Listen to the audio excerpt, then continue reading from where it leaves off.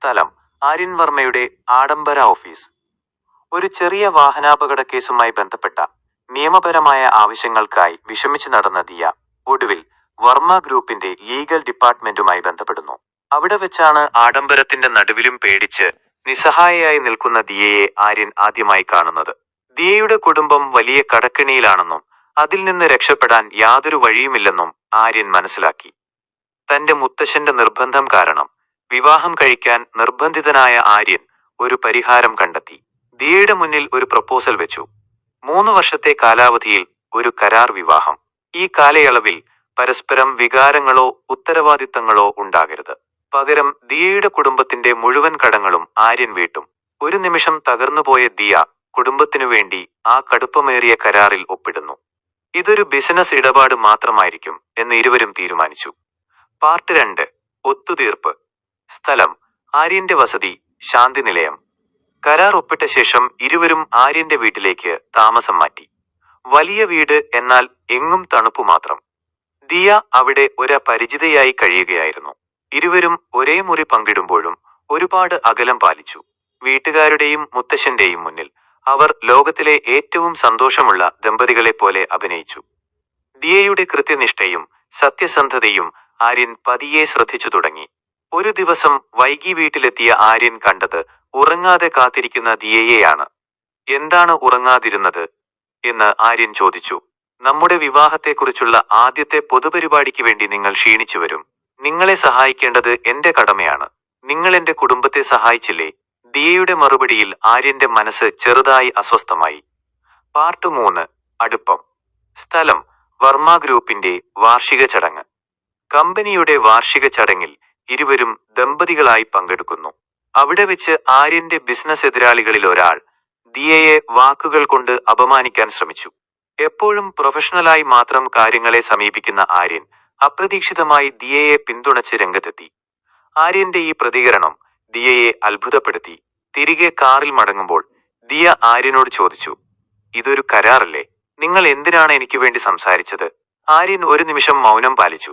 കരാറാണെങ്കിലും ഈ സമയത്ത് നീ എന്റെ ഭാര്യയാണ്. വർമ്മ കുടുംബത്തെ അപമാനിക്കാൻ ഞാൻ ആരെയും അനുവദിക്കില്ല, ആര്യൻ മറുപടി പറഞ്ഞു. ആ വാക്കുകൾ ദിയയുടെ ഹൃദയത്തിൽ ചെറിയൊരു ചൂട് പടർത്തി. പാർട്ട് 4 കടന്നുകയറ്റം. സ്ഥലം ദിയയുടെ പുതിയ ആർക്കിടെക്ചർ പ്രോജക്ട് സൈറ്റ്. തന്റെ ആർക്കിടെക്ചർ കരിയറിൽ ദിയ ഒരു പുതിയ പ്രോജക്റ്റ് ഏറ്റെടുത്തു. അതിൽ അവൾ വളരെയധികം ശ്രദ്ധിച്ചു. ഒരു ദിവസം പ്രോജക്ട് സൈറ്റിൽ ചില സാങ്കേതിക പ്രശ്നങ്ങൾ ഉണ്ടാകുന്നു. ദിയ ഒറ്റയ്ക്കത് പരിഹരിക്കാൻ ശ്രമിക്കുമ്പോൾ ആര്യൻ സഹായിക്കാനായി എത്തുന്നു. ആര്യന്റെ ബിസിനസ് ബുദ്ധിയും ദിയയുടെ ക്രിയാത്മകമായ ചിന്തയും ഒരുമിച്ചപ്പോൾ പ്രശ്നം എളുപ്പത്തിൽ പരിഹരിക്കപ്പെട്ടു. അന്ന് ജോലിക്കിടയിലെ ചെറിയ മഴയിൽ ഇരുവരും ഒരുമിച്ചിരുന്ന് ചായ കുടിച്ചു. ആദ്യമായി അവർ ഔപചാരികതകളില്ലാതെ അവരുടെ കുട്ടിക്കാലത്തെ സ്വപ്നങ്ങളെക്കുറിച്ചും ഭാവിയെക്കുറിച്ചുമെല്ലാം സംസാരിച്ചു. അവർക്കിടയിലെ തണുത്ത മതിൽ പതിയെ അലിഞ്ഞു തുടങ്ങി. പാർട്ട് 5 തെറ്റിദ്ധാരണ. സ്ഥലം ആര്യന്റെ ഓഫീസിലെ സ്വകാര്യ മീറ്റിംഗ് റൂം. ആര്യന്റെ പഴയ സുഹൃത്തും സഹപ്രവർത്തകയുമായ സാറ ഒരു ബിസിനസ് കാര്യത്തിനായി ഓഫീസിലെത്തുന്നു. ആര്യനും സാറയും തമ്മിൽ ചിരിച്ചും സന്തോഷത്തോടെയും ഇരിക്കുന്നത് ദിയ കാണാനിടയായി. കരാർ മാത്രമാണെങ്കിലും ആര്യൻ മറ്റൊരാളുമായി അടുക്കുന്നത് ദിയയെ വല്ലാതെ വിഷമിപ്പിച്ചു. ദിയയുടെ മനസ്സിൽ ചെറിയൊരു അവകാശബോധം കടന്നുവന്നു. യഥാർത്ഥത്തിൽ ദിയയുടെ കുടുംബത്തിന് നൽകാനുള്ള സഹായം പൂർണ്ണമായും നൽകിയതിന്റെ രേഖകൾ സാറയെ ഏൽപ്പിക്കുകയായിരുന്നു ആര്യൻ. ആ രേഖകൾ ദിയയ്ക്കൊരു സർപ്രൈസായി നൽകാനാണ് അവൻ പ്ലാൻ ചെയ്തിരുന്നത്. എന്നാൽ തെറ്റിദ്ധരിച്ച ദിയ ആര്യനിൽ നിന്ന് അകലം പാലിച്ച് വീട്ടിലേക്ക് മടങ്ങി. പാർട്ട് 6 ഏറ്റുപറച്ചിൽ. സ്ഥലം ശാന്തിനിലയത്തിലെ ലൈബ്രറി. ദിയയുടെ അകൽച്ച ആര്യനെ വല്ലാതെ വിഷമിപ്പിച്ചു. അവൾ എന്തോ തെറ്റിദ്ധരിച്ചിരിക്കുന്നു എന്നവൻ മനസ്സിലാക്കി. അന്ന് രാത്രി ദിയ ലൈബ്രറിയിൽ ഇരിക്കുമ്പോൾ ആര്യൻ അപ്രതീക്ഷിതമായി അവളുടെ മുന്നിലെത്തി സാറയുമായുള്ള ബന്ധം വെളിപ്പെടുത്തി. സാറ വെറുമൊരു സഹപ്രവർത്തകയാണ്. അവൾ വന്നത് നിന്റെ കുടുംബത്തിന്റെ കടം തീർത്ത രേഖകൾ എനിക്ക് കൈമാറാനാണ്. ആര്യൻ ആ രേഖകൾ ദിയയ്ക്ക് നൽകി. എന്തിനാണ് നിങ്ങൾ ഇത്രയും വലിയൊരു കാര്യം എന്നിൽ നിന്ന് മറച്ചുവെച്ചത്? ഒരു സർപ്രൈസിന് വേണ്ടി. ദിയയുടെ കണ്ണുകൾ നിറഞ്ഞു. എനിക്കറിയില്ല ദിയ, ഈ കരാറിനിടയിലും നിന്നെ സന്തോഷിപ്പിക്കാൻ എനിക്ക് തോന്നി, അത്രമാത്രം. ആര്യന്റെ ആ വാക്കുകൾ കേട്ട് ദിയ പൊട്ടിക്കരഞ്ഞു. അന്ന് രാത്രി അവർ ആദ്യമായി ഹൃദയങ്ങൾ പങ്കുവച്ചു. ആദ്യമായി അവർക്കിടയിലെ ഭയം ഇല്ലാതായി. പാർട്ട് 7 യഥാർത്ഥ ബന്ധം. സ്ഥലം: ഊട്ടിയിലേക്കുള്ള യാത്രാമധ്യേ. തന്റെ മുത്തശ്ശന്റെ നിർദ്ദേശപ്രകാരം ആര്യനും ദിയയും ഒരു ബിസിനസ് യാത്രയ്ക്കായി ഊട്ടിയിലേക്ക് പോകുന്നു. അവിടെ പ്രകൃതിയുടെ ശാന്തതയിൽ അവർ കൂടുതൽ അടുത്തു. അഭിനയിച്ചുകൊണ്ടിരുന്ന ആ ദാമ്പത്യം പതിയെ ഒരു യഥാർത്ഥ ബന്ധമായി മാറുകയായിരുന്നു. അവർക്കിടയിൽ സൗഹൃദത്തിനപ്പുറം പ്രണയം വളരുന്നത് ഇരുവരും തിരിച്ചറിഞ്ഞു. ഒരു വൈകുന്നേരം ഊട്ടിയിലെ തണുപ്പിൽ ഇരുവരും സംസാരിച്ചുകൊണ്ടിരിക്കുമ്പോൾ ദിയ ആര്യനോട് ചോദിച്ചു, കരാർ അവസാനിക്കുമ്പോൾ നമ്മൾ വീണ്ടും അപരിചിതരാകുമോ? ആര്യൻ ദിയയുടെ കൈകളിൽ മുറുകെ പിടിച്ചു. ആ കരാർ ഒപ്പിട്ടപ്പോൾ എനിക്കറിയില്ലായിരുന്നു എന്റെ ജീവിതം ഇത്രയും മനോഹരമാക്കാൻ ഒരാൾക്ക് കഴിയുമെന്ന്. പാർട്ട് 8. ഭീഷണി. സ്ഥലം: വർമ്മ ഗ്രൂപ്പിന്റെ ബോർഡ് റൂം. ആര്യന്റെ ബിസിനസ് എതിരാളികൾ ഈ കരാർ വിവാഹത്തെ ഒരു ആയുധമാക്കാൻ ശ്രമിക്കുന്നു. ദിയയെയും അവളുടെ കുടുംബത്തെയും ഭീഷണിപ്പെടുത്തി കരാർ രഹസ്യമായി പുറത്തുവിട്ട് ആര്യനെ കമ്പനിയുടെ CEO സ്ഥാനത്തു നിന്നും മാറ്റാൻ അവർ ശ്രമിച്ചു. ദിയ ഭയന്നു, എന്നാൽ അവൾ പിന്മാറിയില്ല.